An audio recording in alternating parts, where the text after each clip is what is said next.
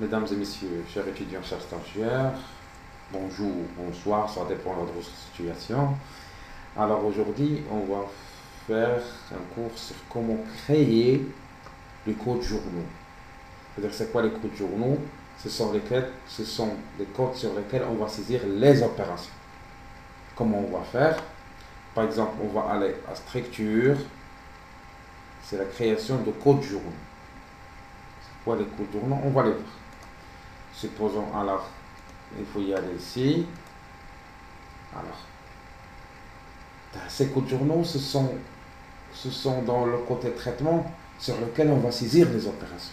Ce sont les places où on va créer les mois, les opérations qui sont incluses dans les mois où on va saisir les opérations. C'est bon? Alors on va cliquer sur ajouter un nouvel élément. Alors c'est quel type de journal? C'est le journal des achats, ou bien le journal des ventes, ou le journal de la caisse ou la banque trésorerie, ou la générale, c'est-à-dire cela dépendra quel genre d'opération qui est effectuée ici. Alors supposons on va choisir ici achat. Le code c'est achat, c'est-à-dire les opérations dès les achats, soit achat de matières premières ou l'achat de marchandises, etc. C'est pour cela le code qu'on va mettre c'est ACH, c'est-à-dire les achats d'un tel mois. Et l'intitulé par exemple, soit on va faire achat de marchandises ou là achat divers, achat de fourniture ou l'achat de matières premières, cela dépendra de vous. Mais le code c'est ACH, ce sont les achats effectués dans un mois. Ou donc, alors, supposons on va faire suivant. Supposons, ça c'est le premier code des achats. Donc, on a la saisie, comme on va faire le numéro de pièce, c'est la saisie manuelle. On va saisir les pièces, on va les saisir manuelles, ça dépend des factures, etc. On va mettre sur suivant. Donc, on a créé le code journal des achats. Par exemple, on voit que la deuxième, ce sont les ventes. Comme code, maintenant, par exemple, on va faire maintenant VTE, vente. Donc, soit on paye, soit on vend une entreprise commerciale, on parle de vente de marchandises, ou l'entreprise industrielle, on parle de vente de produits finis. Ou là qu'il fait les deux, on peut écrire vente de produits finis, ou la vente de marchandises, ou là des ventes diverses. Par exemple, diverses. Ventes diverses, achats divers. Donc, on va cliquer sur suivant. Bien sûr, la saisie de l'IP, c'est ce fond manuel. Suivant. Donc, on a créé le compte de vente. Puis, on va saisir est-ce que c'est pas le code journal des trésoreries, c'est-à-dire la banque et la caisse, ou ce qu'on appelle le chèque postal si on a. Trésorerie, par exemple, juste l'abréviation de BQLON, par exemple, c'est banque. Alors l'intitulé c'est banque. Suivant. Ici pour le banque, il faut définir le compte, on veut le lier directement avec son compte dans le plan comptable. C'est pas comme les achats, c'est pour qu'on a plusieurs achats, mais ici, il faut le lier avec son compte. Bien sûr, il faut cliquer dans ce curseur, si on prend du temps, il faut écrire directement le compte banque. 5141 40.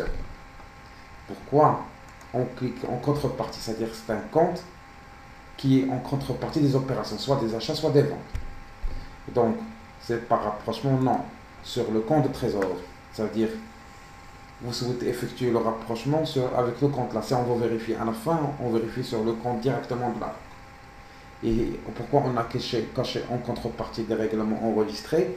C'est pour cela, lorsqu'on effectue les achats, lors des règlements, il s'affiche le compte automatiquement. Donc, on va cliquer sur suivant.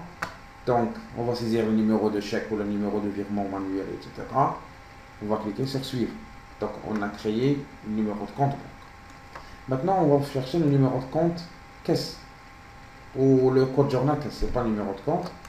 Donc, on va faire comme code, c'est le CAI.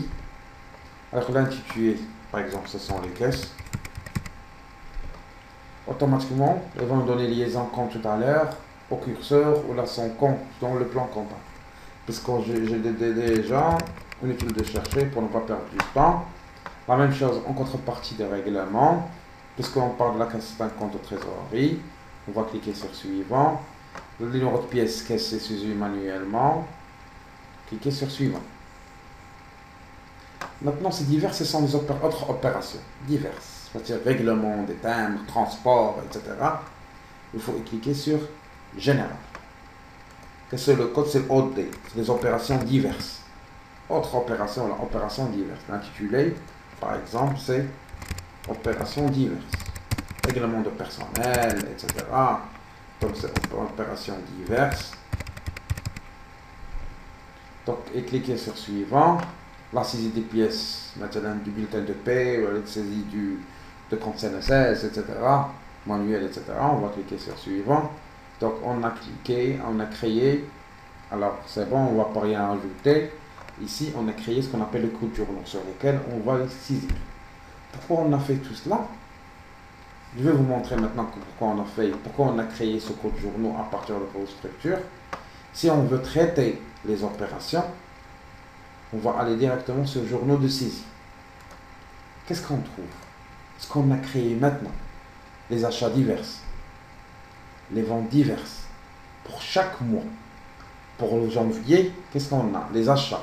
Est-ce qu'on a les banques, on va les saisir, les opérations dans la caisse, les opérations diverses et les ventes. La même chose pour février, la même chose pour mars. Par exemple, si je veux faire une opération, j'ai fait une opération au mois de janvier de vente ou d'achat, il faut que je clique ici et je saisis l'opération sur le. Et c'est l'objet de notre vidéo de la séance prochaine. C'est comment saisir les opérations dans ce journal-là. Les achats, les banques, etc., etc. Alors on vous remercie de votre patience, votre écoute et à la prochaine.